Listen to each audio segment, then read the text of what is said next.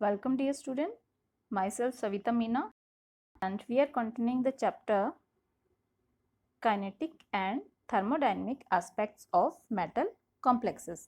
धातु संकुलों के उष्मागतिक एंड गतिज पक्ष। इस चैप्टर में अभी तक हमने कंप्लीट किया है कि थर्मोडायनेमिक स्टेबिलिटी क्या होती है, काइनेटिक स्टेबिलिटी क्या होती है, कौन कौन सी राशियां हैं जिनके द्वारा स्टेबिलिटी को बताया जा सकता है। इसके अलावा हमने पढ़ा है कि फैक्टर्स कौन कौन से हैं, लिगेंड से रिलेटेड फैक्टर कौन से हैं और मेटल से रिलेटेड फैक्टर कौन से हैं जो स्टेबिलिटी को अफेक्ट करते हैं। तो आज हम नेक्स्ट टॉपिक में पढ़ेंगे वर्गाकार समतलीय संकुलों में प्रतिस्थापन अभिक्रियाएं, the substitution reaction in square planar complexes. ठीक है, तो जितनी भी स्क्वायर प्लेनर कॉम्प्लेक्सेस हैं उनकी प्रतिस्थापन अभिक्रियाएं किस तरह से होती हैं, उनका मैकेनिज्म क्या होता है वो हम पढ़ेंगे। तो ये सब हम जानते हैं कि प्लैटिनम के, निकिल के और पैलेडियम के जितने भी कॉम्प्लेक्सेस बनते हैं वो स्क्वायर प्लेनर होते हैं। इनमें सबसे ज़्यादा कॉम्प्लेक्सेस बनते हैं प्लैटिनम के स्क्वायर प्लेनर कॉम्प्लेक्सेस। इसके अलावा गोल्ड, रोडियम, इरिडियम, इनके भी बहुत से कॉम्प्लेक्सेस हैं जिनका अध्ययन किया गया है स्क्वायर प्लेनर कॉम्प्लेक्सेस। निकिल और पैलेडियम के जो स्क्वायर प्लेनर कॉम्प्लेक्सेस हैं इनका अगर हम कंपैरिजन करें प्लैटिनम से तो ऑलमोस्ट इनके जो स्क्वायर प्लेनर संकुलों की रिएक्शंस हैं वो प्लैटिनम के जो संकुल हैं उनके स्क्वायर प्लेनर रिएक्शंस के जैसी ही होती हैं। ऑलमोस्ट इनका मैकेनिज्म एक जैसा होता है। प्लैटिनम जो कॉम्प्लेक्सेस हैं उनकी तुलना में पैलेडियम और निकिल के कॉम्प्लेक्सेस ज़्यादा रिएक्टिव होते हैं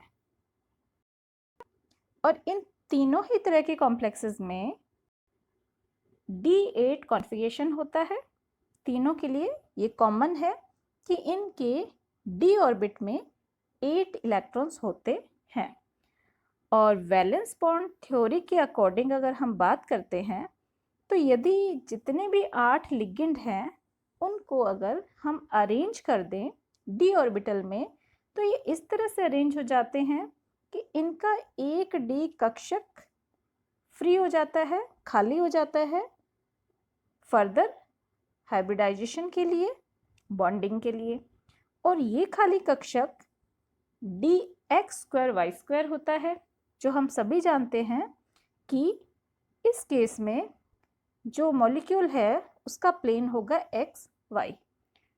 तो ये dsp2 संकरण में भाग लेते हैं और भाग लेकर स्क्वायर प्लेनर संकुलों का निर्माण करते हैं।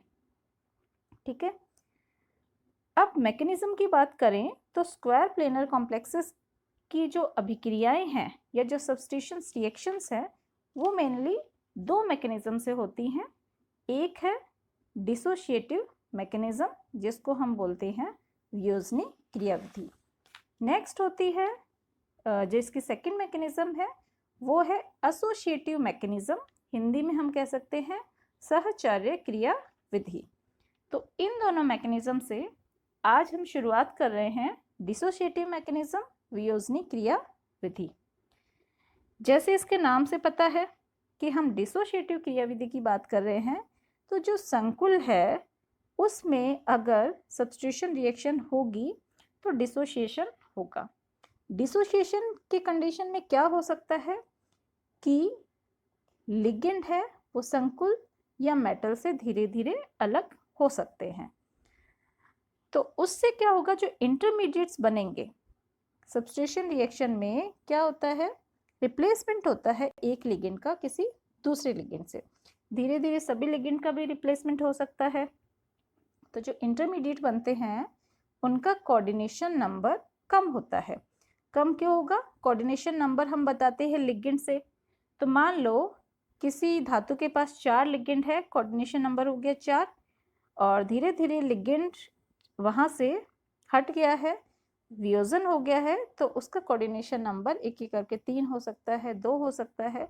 तो इस तरह से इनके जो इंटरमीडिएट्स हैं उनका कोऑर्डिनेशन नंबर लो होगा।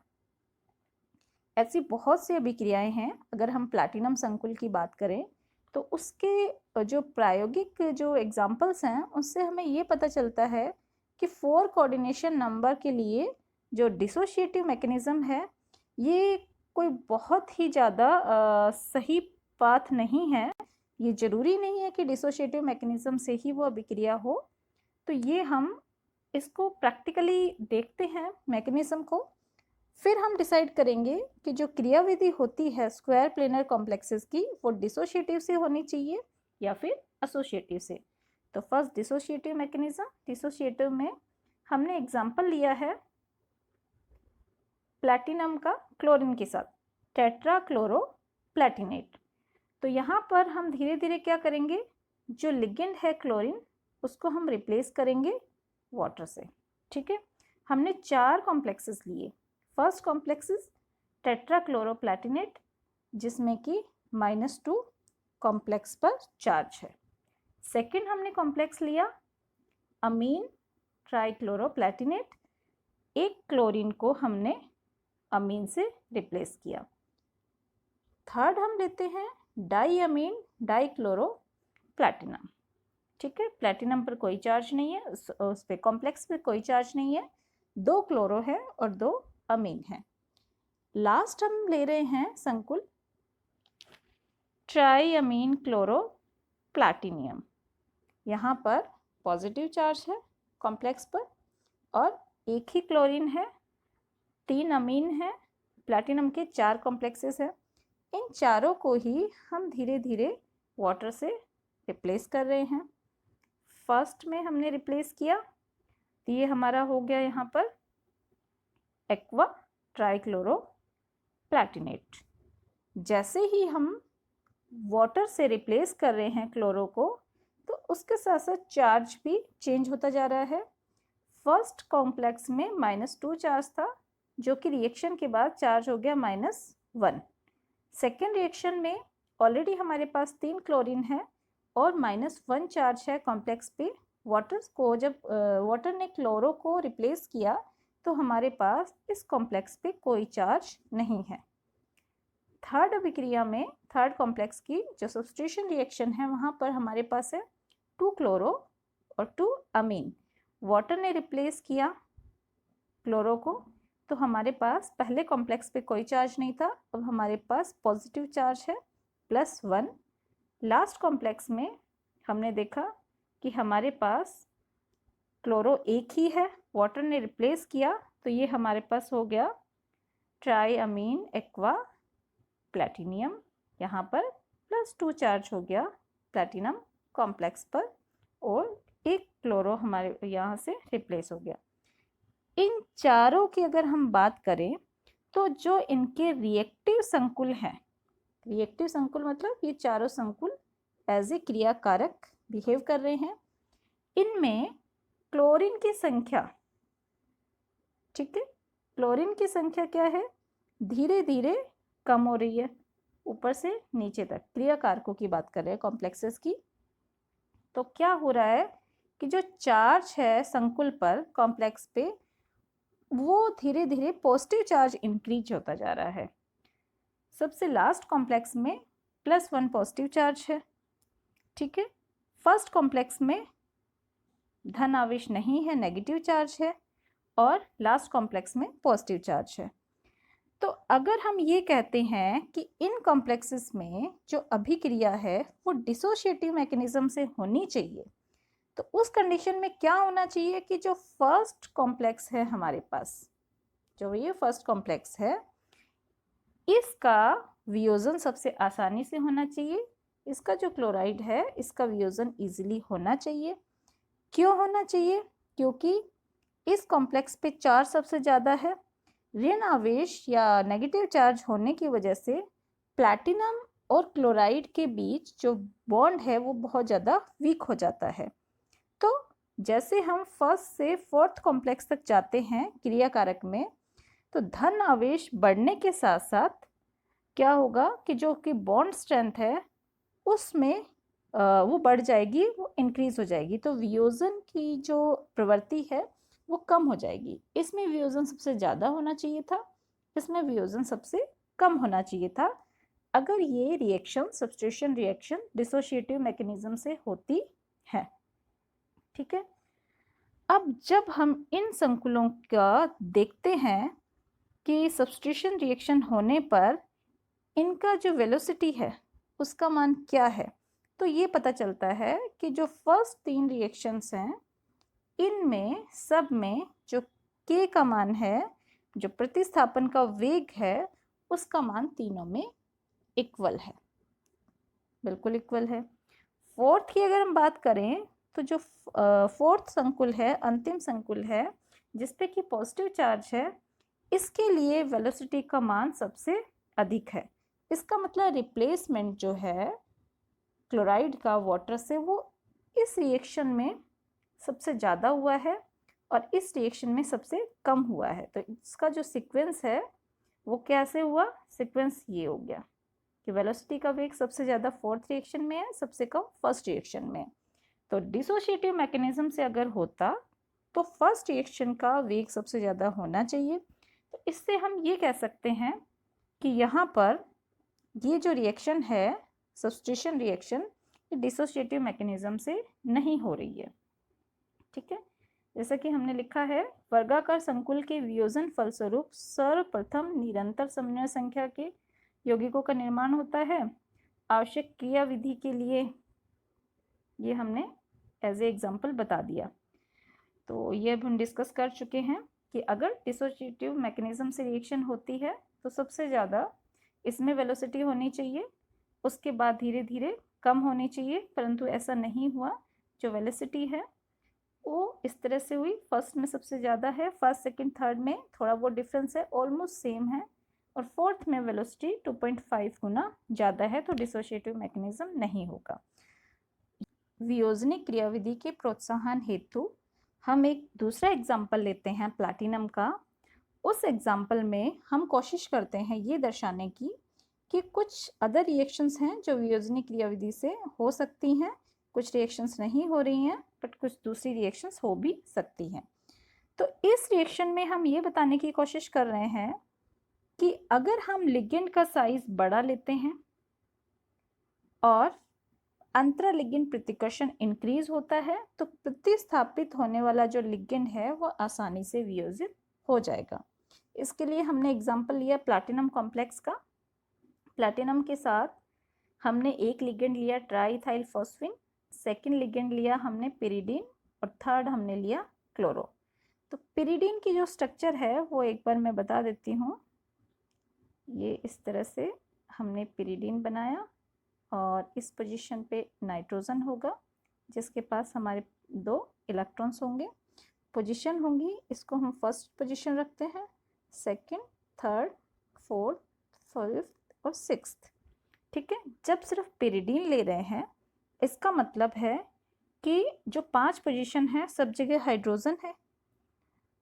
अब हम धीरे धीरे क्या करेंगे, नाइट्रोजन के जो पास वाली पोजीशन है जैसे 2 पोजीशन और 6 पोजीशन, यहाँ पर हम धीरे धीरे क्या करेंगे, हाइड्रोजन को रिप्लेस करेंगे इथाइल से।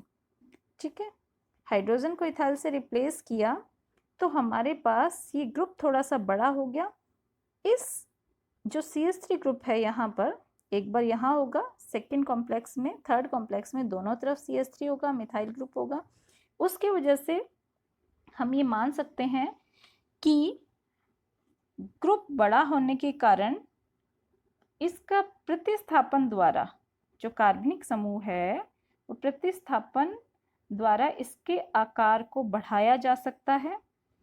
जैसे कि हमने हाइड्रोजन को जब रिप्लेस किया मिथाइल समूह से तो प्रतिस्थापन करके हमने एक बनाया 2 मिथाइल पिरिडीन और सेकंड हमने बनाया 2,6 di methyl pyridine ligand, 2 ligand हमें मिले। क्योंकि हमें ये पता है कि क्लोराइड के ये बिल्कुल नेकेड पोजीशन पे है, सिस पोजीशन पे है, तो उससे क्या होगा, आकार बढ़ने के फलस्वरूप प्लैटिनम और क्लोराइड के जो बीच में वियोजन है वो ईजी हो जाना चाहिए कि जैसे जैसे pyridine पर CH3 ग्रुप इंक्रीज हुए तो जो प्लैटिनम और क्लोराइड है इनका वियोजन ईजी हो जाना चाहिए। क्यों? CH3 इलेक्ट्रॉन डोनेटिंग है, तो ये वाला जो बॉन्ड है प्लैटिनम और क्लोराइड का वो वीक हो जाना चाहिए। तो हम ये कह सकते हैं कि सब्स्टिट्यूशन जो अभिक्रिया है उसकी मैकेनिज्म यदि वियोजनी है तो अभिक्रिया की गति बढ़नी चाहिए। और यहाँ पर हमने कुछ रेट कांस्टेंट दे रखे हैं तीनों अभिक्रियाओं के लिए। वाटर से अगर हम रिप्लेस कर रहे हैं क्लोरो को तो फर्स्ट के लिए जो हमारे पास रेट कांस्टेंट है वो है 8 × 10⁻⁻2 सेकेंड इनवर्स। सेकेंड रिएक्शन के लिए है 2 × 10⁻⁻4 सेकेंड इनवर्स। थर्ड के लिए 1 × 10⁻⁻6 सेकेंड इनवर्स। तो अब ये देखा गया कि जो रेट कांस्टेंट है उसका मान धीरे धीरे नीचे की तरफ क्या हुआ? डिक्रीज हुआ है। ऊपर की तरफ इंक्रीज, नीचे की तरफ डिक्रीज। तो उससे क्या पता चला? उससे हम ये कह सकते हैं कि क्लोराइड की जो पास वाली पोजीशन है वहाँ पर स्टेरिक क्राउडिंग ज़्यादा होने की वजह से जो अभिक्रियाएं हैं उनकी जो स्पीड है, उनकी जो गति है वो कम हो गई त्रिविम विन्यास पढ़ने से। इससे ये संकेत मिलता है कि संकुलों का जो प्रतिस्थापन है वो किसी भी तरह से डिसोशिएटिव मैकेनिज्म से पॉसिबल नहीं है। यहाँ पर हमने दो एग्जाम्पल लिए, एक वो एग्जाम्पल लिए जिसमें हमने चार्ज के बेसिस पे देखा। इस एग्जाम्पल में तीनों ही कॉम्प्लेक्सेस में चार्ज सेम है। यहाँ पे हमने देखा कि अगर लिगेंड का साइज बढ़ा दिया जाए तो उसकी वजह से जो डिसोशिएशन है वो इजी हो जाना चाहिए था, पर ऐसा नहीं हुआ। तो इससे ये कंक्लूजन निकलता है कि जो स्क्वायर प्लेनर कॉम्प्लेक्सेस हैं उनकी जो सब्स्टिट्यूशन रिएक्शन है वो डिसोशिएटिव मैकेनिज्म से पॉसिबल नहीं है। तो उसके लिए नेक्स्ट जो मैकेनिज्म है वो है एसोसिएटिव मैकेनिज्म। तो नेक्स्ट ऑनलाइन क्लास में हम स्क्वायर प्लेनर कॉम्प्लेक्सेस के सब्स्टिट्यूशन रिएक्शन के लिए एसोसिएटिव मैकेनिज्म की बात करेंगे। ये टॉपिक आज यहीं पे कंप्लीट करते हैं डिसोशिएटिव मैकेनिज्म का। Thank you.